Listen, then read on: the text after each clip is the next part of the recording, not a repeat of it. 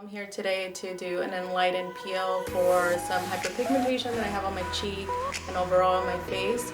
So I'm hoping to achieve the hyperpigmentation that I have from like sun damage and acne to lighten and overall help even out my skin complexion. And you could see this beautiful paste is gonna go on her skin. It's gonna stay there for 10 hours.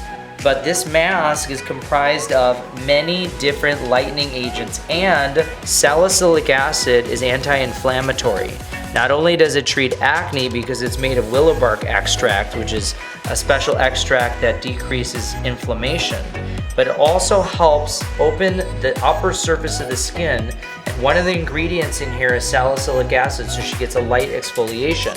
But some of the other ingredients like hydroquinone, kojic acid, and arbutin all brighten the skin. Hey guys, I'm about 11 hours out after Enlighten peel was applied. I'm experiencing a little redness along my face here, and I'm already peeling. So as you can see, I'm peeling all over my face. So I'm hydrating my skin with a little Lamy Labo Intense Hydrator and using sunscreen. I'm hoping to improve this overall hyperpigmentation I have here.